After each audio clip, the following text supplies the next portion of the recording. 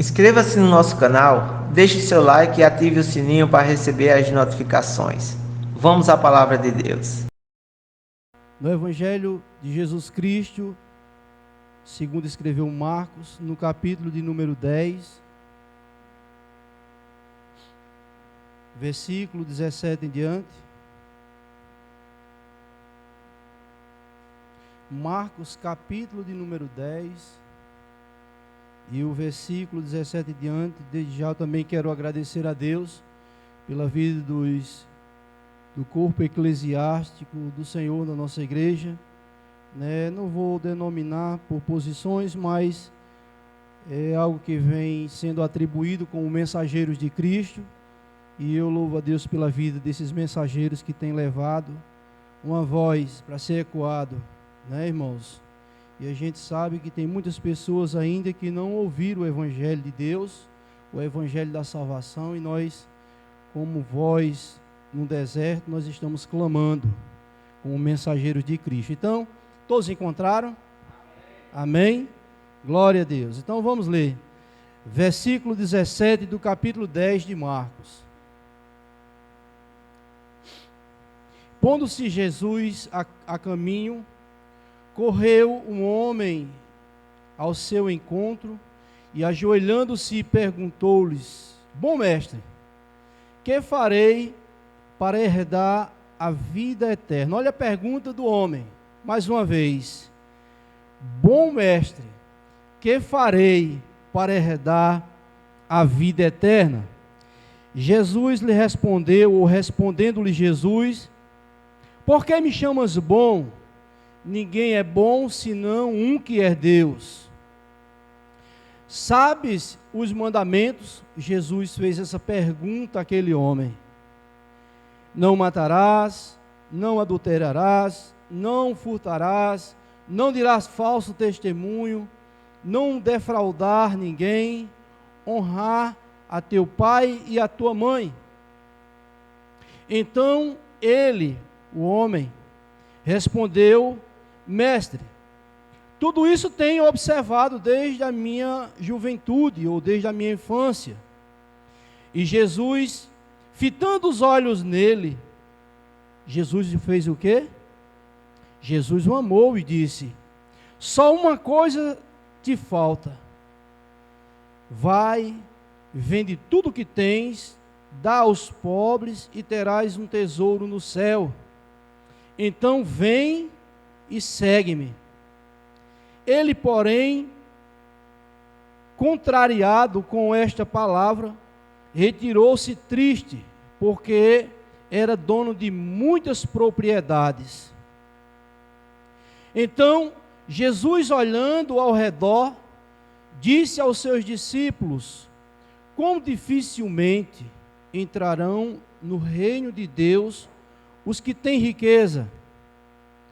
Os discípulos estranharam esta palavra, mas Jesus insistiu em dizer-lhes: Filhos, quão difícil é para os que confiam nas riquezas entrar no reino de Deus.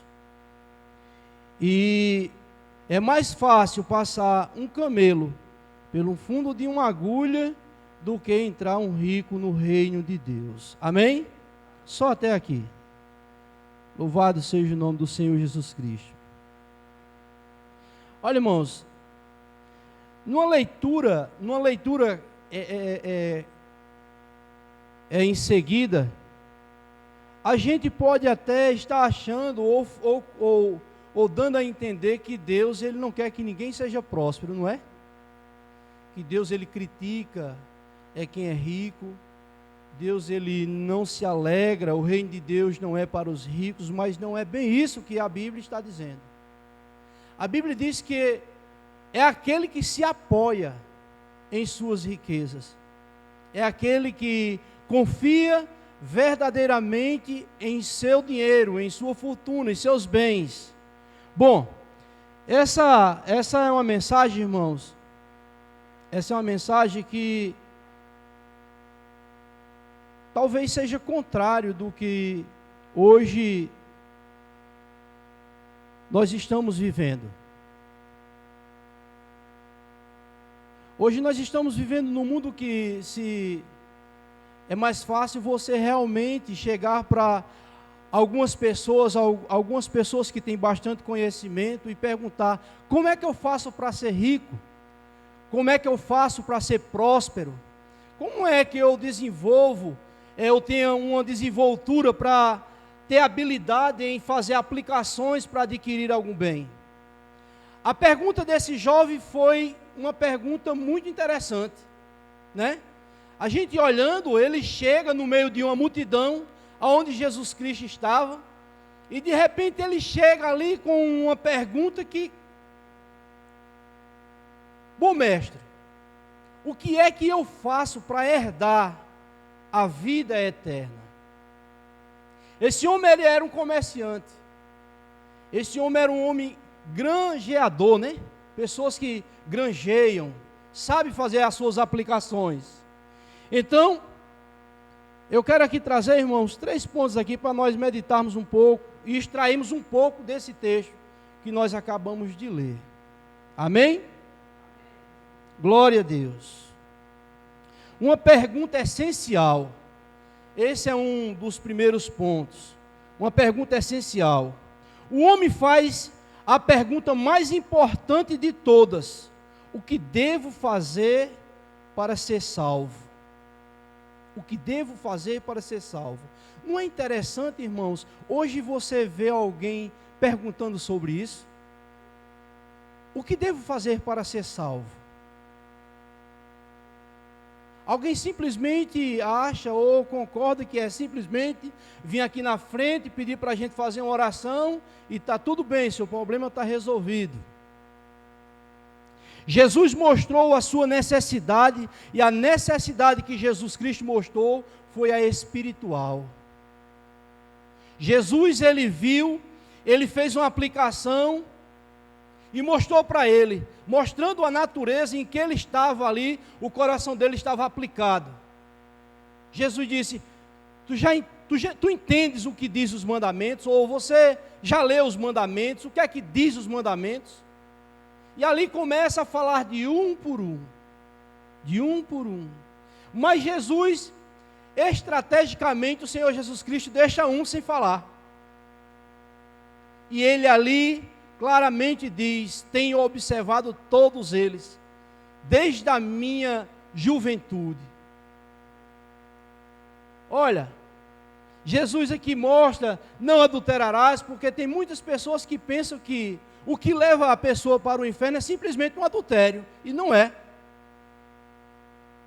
São muitos mandamentos que Deus deixou, e são mais nãos os que Deus dá do que sim para o benefício do ser humano. Jesus, ele deixou aquele que da avareza também é um mandamento, irmão. A cobiça é um mandamento. Se você percebe, ele deixou bem claro isso. Então, veja bem, Jesus aqui, ele mostrou sua necessidade espiritual. Jesus olhou para ele, né, com um olhar de amor.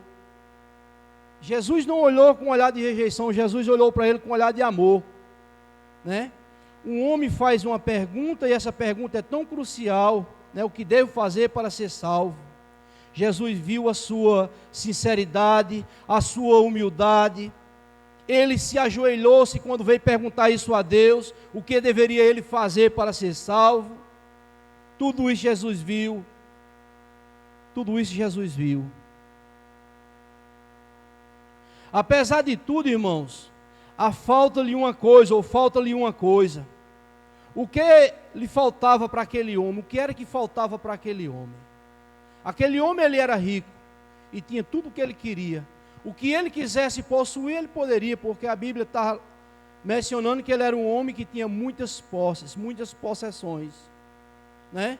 Mas aí, Jesus Cristo aqui, observando nele, o que é que faltava naquele homem? E hoje, o que é que falta nas pessoas? Jesus, ele disse: falta-lhe uma coisa. Que coisa era essa, irmãos? Jesus. Era somente isso que faltava naquele homem, Jesus Cristo. Ele era um homem sincero, ele tinha sinceridade, né? Mas não tinha Deus, ou não tinha vida com Deus. Era um homem que confiava simplesmente na riqueza. E algumas pessoas já dizem que tem pessoas que é tão pobre, que a única coisa que tem é dinheiro. Aí é onde a gente vê que o dinheiro ele não é tudo. A sua posição ela não é tudo. Se você tiver tudo e não tiver Deus, você não tem nada. Porque a Bíblia diz que importa o homem ganhar o mundo inteiro e perder a sua alma. O que adianta você trabalhar a vida inteira? Já vamos colocar numa posição mais profunda. O que adianta você já nascer em berço de ouro e trabalhar a tua vida inteira e no final de tudo distante de Deus? Olha, se vocês percebem no texto da tentação de Jesus Cristo, Satanás, em uma das suas tentações, ele ofereceu, mostrou-lhe todos os reinos do mundo, todas as riquezas futuras, todas as riquezas atuais, e essas aqui, as que vão de vir ainda. Tudo para Jesus, dizendo, tudo isso te darei, porque a ele foi dado. Tudo isso te darei, se prostrado me adorais. E o Senhor Jesus Cristo ali rejeitou, porque é aí onde a gente entende o que adiantava Jesus Cristo, ele ganhar tudo naquele momento, mas no grande dia ele também ser julgado. Por isso que Jesus ele usou essa expressão, que importa o homem ganhar o mundo inteiro e perder a sua alma. Você já parou para pensar o valor que tem a sua alma? Você já parou um instante para ver a importância que tem da tua alma? Se você não parou para pensar, eu quero trazer aqui um breve, bem brevezinho mesmo, para você entender o quanto vale a tua alma.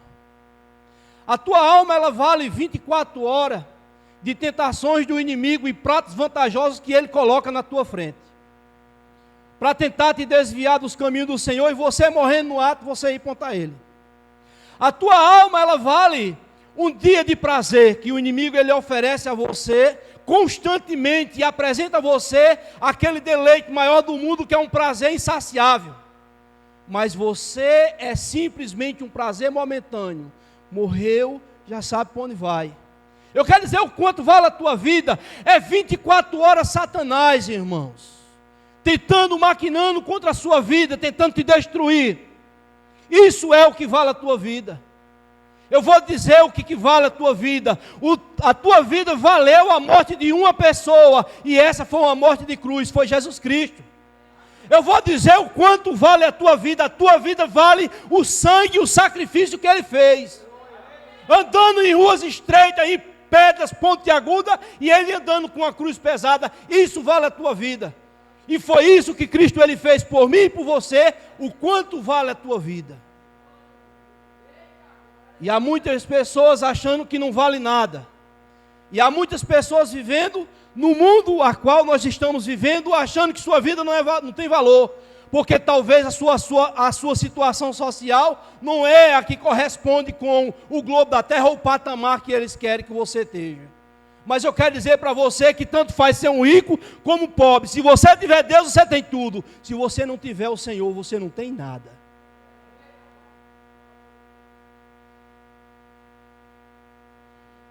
Aleluia, Jesus. Meus irmãos, a pergunta mais importante foi feita pelo jovem: o que devo fazer para herdar a vida eterna?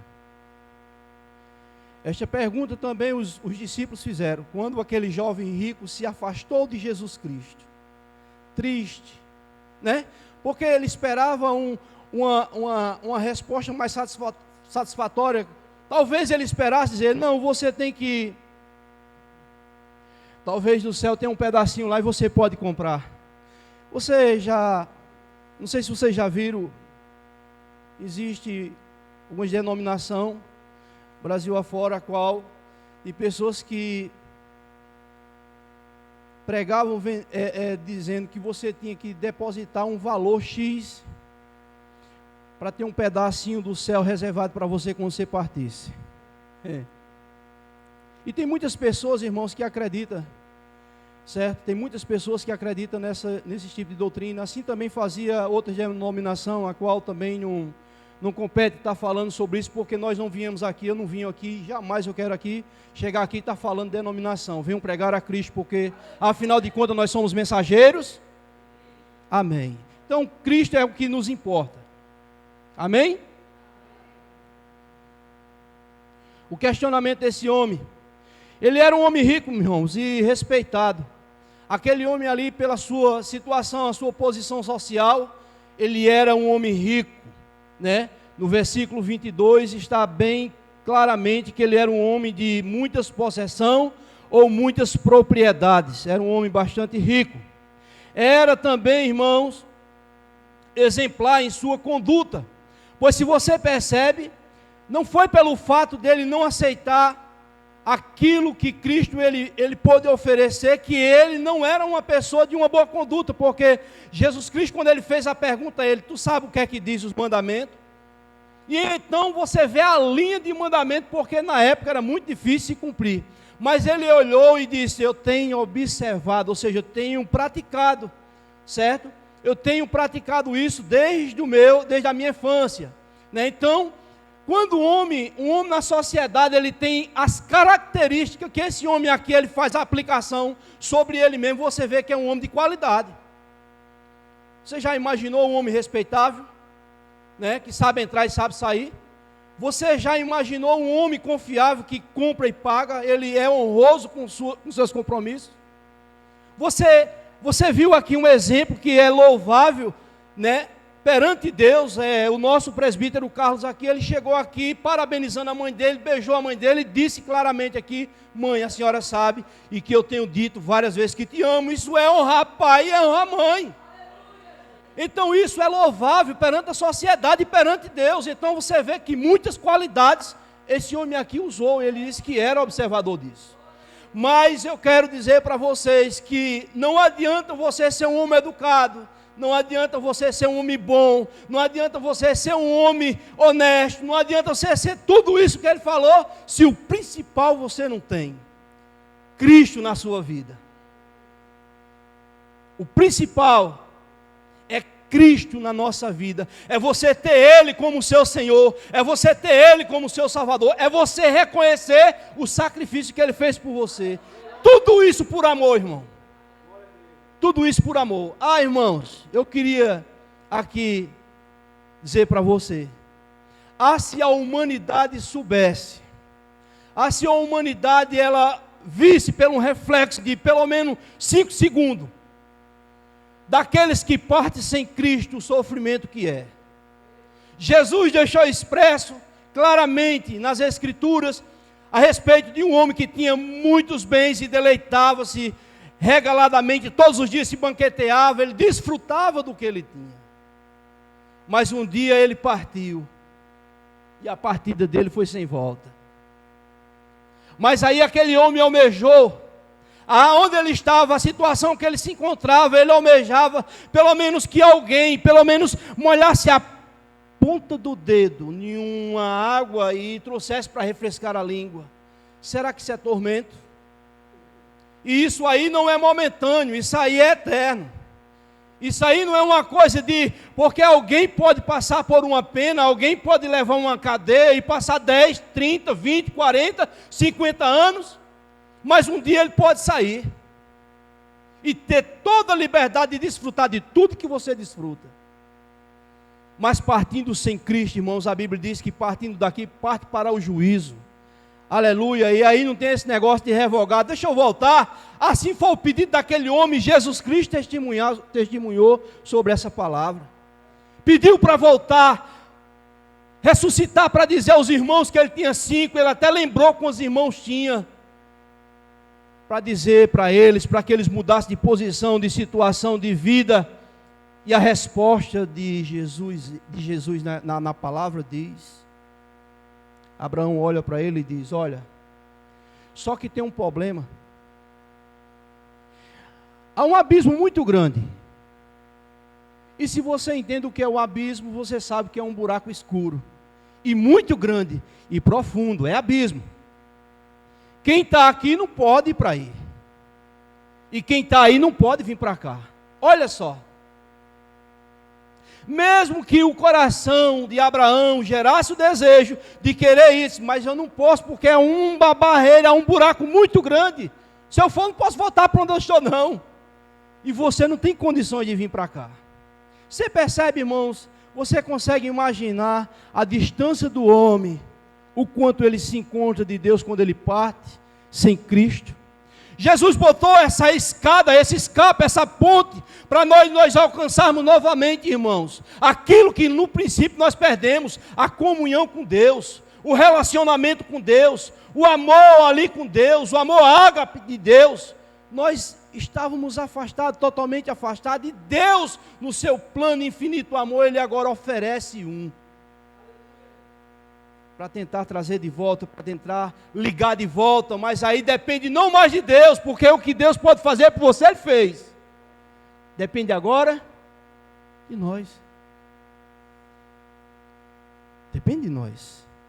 E eu louvo a Deus porque Deus lhe trouxe aqui para ouvir essa palavra. Aleluia, Jesus. Eu sei, irmãos, que quando a gente fala da cruz é uma palavra que não é muito apalatável, sabe? Porque quando você fala de salvação, você vai ter que falar sobre renúncia. E hoje, para você renunciar ao que o mundo oferece, irmãos, hoje ninguém prega sobre isso. Porque não é muito apalatável de se comer, de se engolir, sabe? Não é. Não é algo que vai lhe massagear seu ego. E eu digo a você, não é viver de qualquer jeito, não é viver na posição que Deus quer. Aleluia, Jesus. Porque tem muitas pessoas hoje fazendo da graça a libertinagem. Pelo mundo que a gente está vivendo, pela tecnologia que hoje está avançada demais, e por tudo que você pode desfrutar, isso não é? Você não quer. Eu já ouvi, né, um homem que disse ser servo de Deus. Eu não acredito muito, porque ele disse que uma vez salvo, salvo para sempre. Eu acredito, mas quando você está na posição de salvo, Deus, Ele não vai dar algo a você e depois tomar de volta. Mas você não pode simplesmente ouvir, receber uma oração e viver na vida que você via, ou pior do que você estava, porque confiando na graça.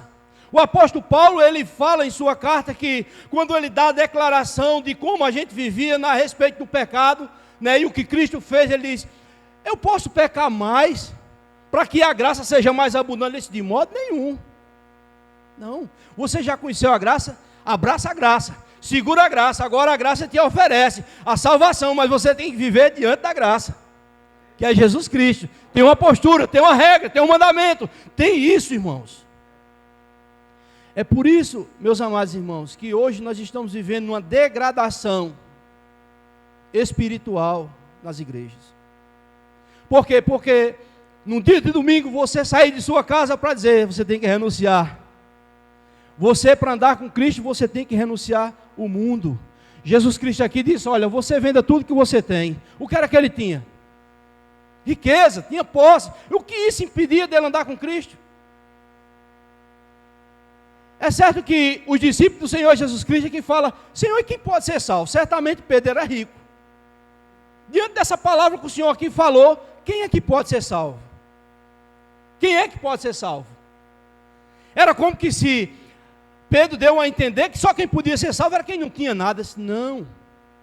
A diferença, irmãos, está no que você tem e naquilo que você abraça como seu Deus. Se você tem o dinheiro e faz dele como o seu Deus é o dinheiro. Porque a Bíblia diz que os nossos olhos, irmãos, os nossos olhos, ele é o tesouro do nosso corpo. Certo? Se os teus olhos ele for bom, todo o corpo é luminoso. Certo? Mas se os teus olhos for ruim, for mal, todo o corpo é tenebroso.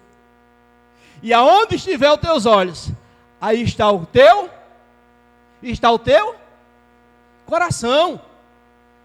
Aonde tiver os teus olhos, está o teu coração, porque os olhos é a cadeia do corpo. É a cadeia do nosso corpo, é os nossos olhos. E aí os olhos, quando vê, desce logo para o coração. Sim ou não? Aleluia, Jesus. Mas aqui, irmãos, eu louvo a Deus porque aqui tem muitos homens de Deus e muitas mulheres do Senhor.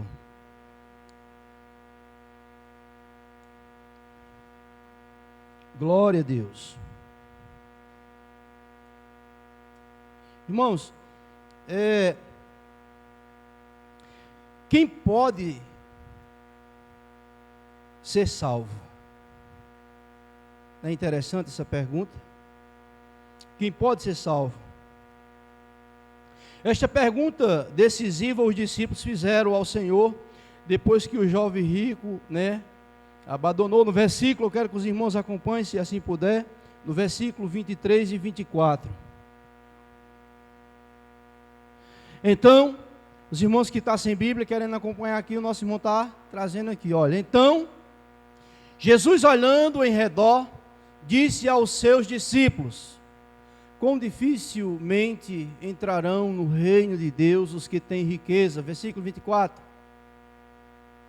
Os discípulos se admiraram destas palavras, mas Jesus, tornando a falar, disse-lhe: filhos, quão difícil é para os que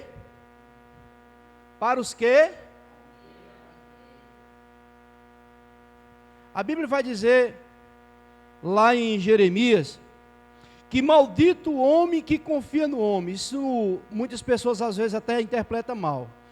Muitas pessoas até dizem assim: maldito o homem que confia no outro homem. Não. A Bíblia está dizendo que maldito eu se eu confio em mim mesmo e faço do meu braço o meu canto de apoio e afasto o meu coração do Senhor. É você ter aqui, não, eu confio nisso aqui. Eu já falei isso aqui anteriormente, que tinha um homem que falava o seguinte: alguém chegava para falar sobre Deus para ele, e ele dizia: o meu Deus é isso aqui. Aí botava a mão no bolso, arrastava um valor, Eu acredito que muitas vezes trocava até nota de 50 em nota de 2, que era para ficar um volume maior, E dizia: meu Deus é isso aqui, você já viu Deus? Quem viu Deus? Mas a gente sabe que Deus existe, porque em tudo que você olhar, você vê a presença de Deus. O ar que você respira é Deus que te deu. As flores que florescem é Deus que floresce. O ar que nós respiramos é Deus que faz isso aqui para nós. Esse oxigênio que você está respirando aqui sem pagar nada a ninguém, é Deus que está soprando. Essa luz que clareia os nossos olhos, a nossa face todos os dias, é Deus que faz brilhar o sol, a lua, as estrelas, a água, o mar, a terra. Tudo que você vê e tem na face da terra e fora nos astros da terra, é Deus, é criação por Deus. Então nós sabemos que teve um Criador. Mas aí, irmão, chegou um momento em que o Deus daquele homem foi provado. O Deus daquele homem foi provado.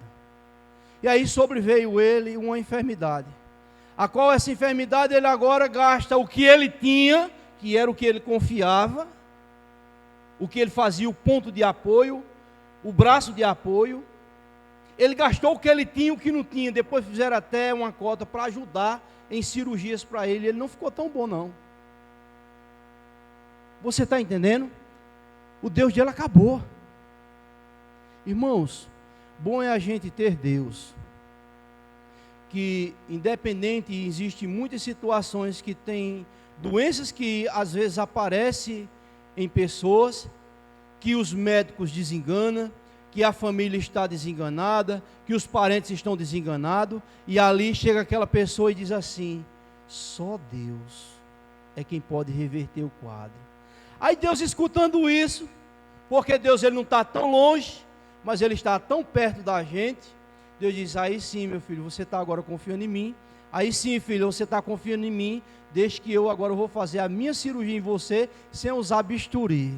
Aí Deus arranca o nódulo, Deus arranca o câncer, Deus ele faz restaurar a sua saúde, Deus ele faz recuperar a sua visão, Deus ele faz agora voltar a bater fortemente o teu coração, Deus ele faz circular o sangue da ponta da cabeça à ponta dos pés. Normalmente, se você precisar de tomar remédio, Deus ele faz isso. Operação de Deus para todo aquele que crê.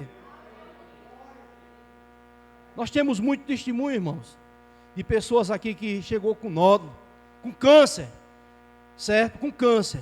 Aqui foi testemunhado já nessa igreja. E a mulher, depois que creu que Deus ele podia fazer a obra verdadeira na vida dela, Deus fez a cirurgia na vida daquela mulher, que até os médicos se surpreenderam, e aí foi trazido novamente novos exames, e aí mostrando, né, aqui, com respeito a todos que vocês estão aqui, mostrando no seio dela, nem mais um grão, como fosse um grão de arroz, não tinha mais de nódulo nenhum, e olha que já estava quase o tamanho de um limão. Quem faz isso, irmão? Deus, irmãos. Então a nossa confiança tem que ser: quem tem Deus tem tudo, quem não tem Deus não tem. Esse homem aqui saiu sem nada. Mas aqui, irmãos, partindo aqui para o final, quem pode ou quem não pode ser salvo? Quem não pode ser salvo, irmãos, extraindo do próprio texto, os ricos que o Senhor aqui menciona, que põem a sua confiança nos seus bens terrenos. O amor ao dinheiro e o amor a Deus é uma distância infinita. Ou você ama a Deus profundamente e se agarra com Ele, confia nele, ou você vai ter aquele amor verdadeiro, né, criativo, não sei de que forma, né, aquilo que você tem. Louvado seja o nome do Senhor.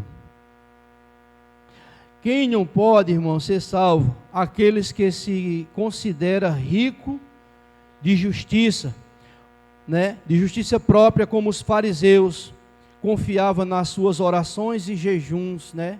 Existiam aqueles religiosos também da época que confiavam demais em si, jejuava, orava, né, dava dízimo, era dizimista fiel, em endro, no cominho, em tudo. Era rico deles mesmos, né? Era aquela riqueza de justiça deles mesmos, era uma riqueza de justiça própria, e não a justiça de Deus. Quem não pode ser salvo, irmãos?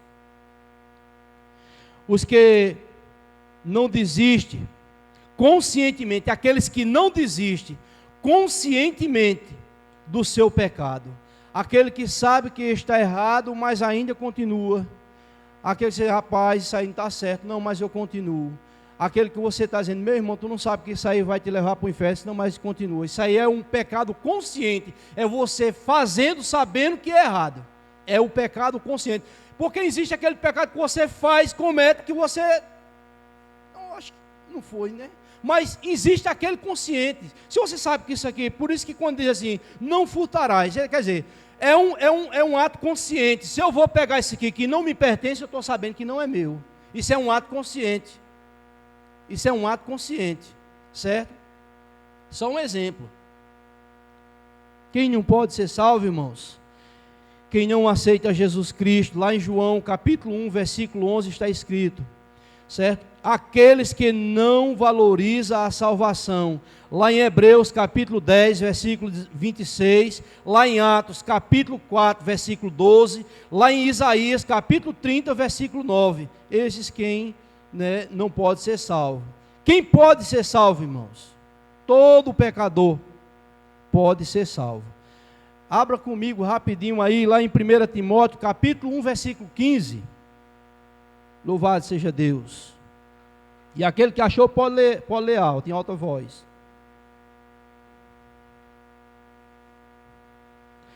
1 Timóteo capítulo 1, versículo 15.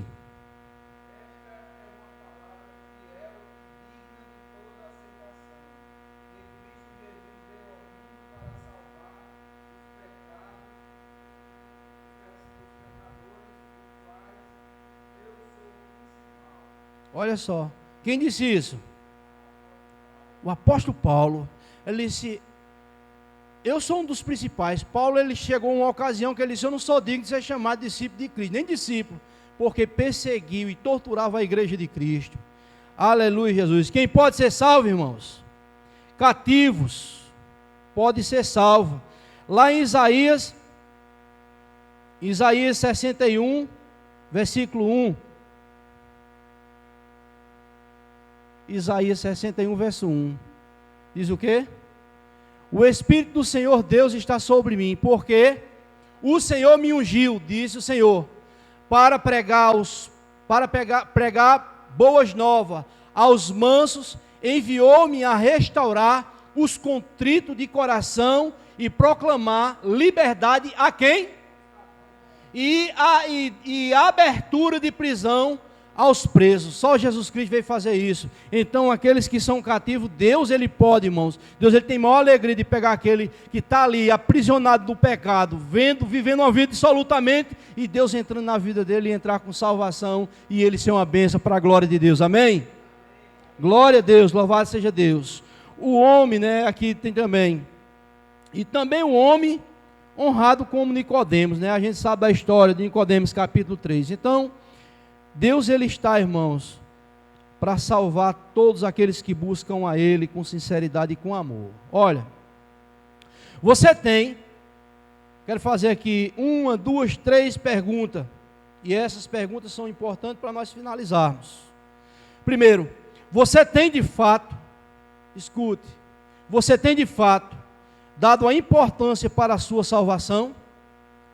Você tem dado a importância à sua salvação?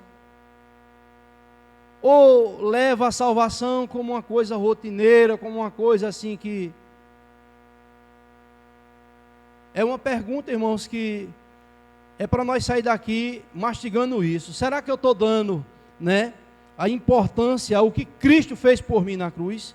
A importante, irmão, aqui de sermos perdoados. Essa aqui é a importância sobre a salvação, de sermos perdoados por nossos pecados e ter a garantia de vida eterna, né, ao lado de Deus. A Bíblia nos ensina que a salvação não é algo que podemos conquistar por nossos próprios méritos, né? Esse jovem rico aqui, ele pergunta: o que é que eu devo fazer? Será que o meu dinheiro pode comprar? Será que eu fazendo algum sacrifício eu posso adquirir? A Bíblia vai dizer que a salvação, ela é um dom gratuito de Deus, não é por obras, certo? Para que ninguém venha se gloriar. Isso é um dom gratuito de Deus, é um dom imerecido, que nós não merecíamos, amém? Mas sim, um presente gracioso de Deus para todo aquele que crê em Jesus Cristo como Senhor e Salvador. Então a salvação é algo importante que merece uma atenção especial. É a sua salvação, é como o seu nascimento. Alguém completa ano, assim como a nossa irmã Maria completou ano, todo mundo aqui, ele se alegrou pelo fato dela completar o ano. Isso significa que todos nós aqui nos alegramos pelo nascimento da nossa irmã, sim ou não? Assim, irmãos, é a nossa salvação, ela é tão importante quanto isso. É quando você entrega a sua vida para Jesus. Você pode ter 70, 80, 90 anos, na hora que você entregou a sua vida para Jesus, você agora nasceu de novo, você agora vai viver uma novidade de vida, você agora vai dar os primeiros passos agora com Cristo. Você é nova criatura, amém? Então, essa foi a primeira pergunta. Você tem de fato dado a importância para algo tão especial que é a sua salvação? O que é preciso para ter a salvação? O que é preciso, irmãos? Nós precisamos fazer o que para nós termos a nossa salvação? Essa é outra pergunta. Irmãos, a fé em Jesus Cristo é a primeira base, certo? É a primeira base. A fé em Jesus Cristo é a primeira base para a certeza da salvação. Todas as demais provações, né, são evidências consequentes dessa fé. Para uma pessoa ser salva de acordo com a Bíblia, ela tem que crer em Cristo Jesus. Porque sem fé em Jesus Cristo, uma pessoa nunca, jamais, ela terá salvação, né? Tem gente que tem esperança em sua salvação em muitas coisas, né? Pessoas que acham que por fazer sacrifício, ou aquelas pessoas que nunca buscaram ao Senhor Jesus Cristo, pensam que, né, depois que você morrer, né, não vou ali passar um tempo ali no purgatório, passar um tempo ali em outro canto, sofrendo um pouco. Quando eu pagar meus pecados, aí Deus tem misericórdia de mim, e agora me leva para um lugar mais seguro, me leva para um lugar de gozo, para os braços dele e tal. Mas não é bem assim, irmãos, porque isso, se você tiver esse pensamento, você está tirando tudo aquilo que Cristo ele fez por mim e por você na cruz do Calvário. E tirando, em especial, o plano de Deus, não foi nem de Cristo. Porque Cristo ele disse que veio fazer a vontade de quem? De quem? Não veio fazer a vontade dele, ele veio fazer a vontade do Pai. Para quê, irmão? Para nos dar vida. Amém? Então isso é um plano divino. Então qualquer outro roteiro, qualquer outro obstáculo, qualquer outro, né, atalho que você procura, menos a direção em Cristo, isso aí é balela. Não vá nessa não, porque no final é ferro quente, irmão. É ferro quente, certo? Por que o ser humano, é outra pergunta, por que o ser humano precisa da salvação? Por que você precisa da salvação? Você precisa da salvação, por que você precisa da salvação? Você já parou para pensar, por que eu preciso da salvação? É preciso eu estar aqui pregando? É preciso nós estar evangelizando? É preciso nós estar na rua? Por que eu preciso da salvação? Você já parou para pensar por que você precisa da salvação? São perguntas, irmãos, que nós devíamos fazer, porque muitas das vezes a gente no costume ou num momento rotineiro de nós estarmos indo e vindo para a igreja, aquele negócio fica assim como que a salvação já não é quase nada. Você vai pregar sobre salvação, eu já sei, Cristo morreu, realmente, Cristo morreu por nós, não foi? Foi. E aí, qual é o valor que tu estás dando sobre isso? Será que nós estamos dando valor? O valor real que merece, ou a importância que merece a sua salvação, ou a sua salvação para você não vale nada? Não é algo que a gente deve pensar direitinho? Então, por que o ser humano precisa ser salvo? Precisamos da salvação porque nós, irmãos, nós nos rebelamos. Quando digo nós, porque o pecado veio lá da origem e ainda nós somos massa dessa mesma origem, certo? Adão morreu, certo? Mas ficou a semente dele. Houve o dilúvio, mas ainda restou a semente, certo? Ainda restou a semente.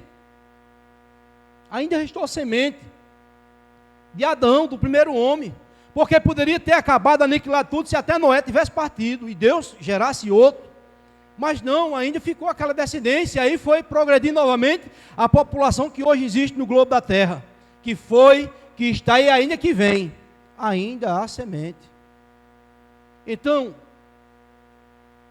precisamos de salvação porque nós rebelamos contra o bom Deus e por isso fomos eternamente, irmãos, condenados. Nossa condenação e de morte e escravo dos sistemas pecaminosos desse mundo, escravo dos nossos desejos pecaminosos, escravo do diabo. Lá em Efésios fala, capítulo 2, versículo 1 em diante, certo? Que nós antes estávamos mortos em nossos delitos e pecados, mas Deus, Ele agora nos vivificou. Hoje você é uma nova criatura porque tem Cristo, certo? Porque alguém pode dizer, como é que Ele me vivificou? Eu estava morto? Estava, certo? A morte que Deus Ele falou ali para Adão e Eva, era uma morte espiritual, que na consequência gerava morte física, certo? Então nós vivíamos anteriormente, antes de você conhecer a Cristo, como um zumbi ambulante, fazendo os desejos da carne, certo? Se deleitando nos prazeres que o mundo oferece. Então nós vivíamos perante Deus mortos espiritual, mas Deus, que é riquíssimo em misericórdia, nos vivificou novamente. Amém? Efésios capítulo 2, versículo 1 ao 4, você vai ver, certo? Porque nós éramos escravos, e existem muitas pessoas ainda escravos. Tem pessoas escravas do dinheiro, tem pessoas escravas da bebida, tem pessoas escravas nas drogas, tem pessoas escravas, né, em tantas outras coisas que é escravo. Escravo é aquilo que você faz disso aqui, Senhor. E quando é que eu faço isso aqui, Senhor? Quando eu sou totalmente dependente disso. Isso aqui é meu Deus, isso aqui é quem eu sirvo, isso aqui é quem eu vivo para isso aqui. Então você é escravo disso aí. E existem muitas pessoas ainda sendo escravo de alguma coisa, de alguma área na sua vida. Tem gente ainda escravo nessa situação e por isso deve se libertar através de Cristo Jesus, porque Ele fez o mais. Tá bom? Por mim e por você. Quais são os pilares, irmãos, da salvação? Dentre tantos irmãos aqui, eu quero notar 4, para nós finalizarmos. Os 4 pilares para a salvação. Primeiro pilar, irmão. O primeiro pilar para a salvação. Vai guardando aí. Redenção. Diga redenção. Redenção, irmãos, que é os 4 pilares, né? Redenção, que é o resgate da humanidade pelo perdão dos pecados e vida eterna com Deus, certo? Redenção. Deus ele te redimiu através do sacrifício dele. Esse é o primeiro pilar, redenção. Segundo pilar, irmão, regeneração. Diga regeneração. Que é, irmão, renascimento espiritual, que nós falamos sobre, né, Efésios 2, capítulo 2, versículo 1 em diante, e aquilo que Cristo ele falou lá em João a Nicodemo. Nicodemo, necessário é o quê? É o quê? Necessário é nascer de novo. Isso trouxe uma implicação muito grande e confusa para Nicodemo, que era um doutor, um mestre na lei. Mas Jesus disse que necessário era nascer de novo. Aleluia, Jesus. Terceiro pilar, irmãos. Terceiro pilar, justificação. Diga justificação. Justificação, que é a justificação pela fé mediante o julgamento judicial divino de Deus. Jesus, apóstolo Paulo fala lá em Romanos, ele diz, nenhuma condenação há para aqueles que estão, que não andam, mas segundo o Espírito. Nenhuma condenação há para aqueles que estão em Cristo Jesus, que não andam segundo a carne, mas segundo o Espírito. Então, justificação, seremos justificados diante de Deus, porque lá em 1 João fala que lá nós temos um advogado justo, o Senhor Jesus Cristo. Ele é o Senhor, advogado nosso, que vai estar ali, né? Não julgando, mas sendo o advogado a meu favor e a teu favor. Amém? Quarto e último ponto, santificação. Diga santificação.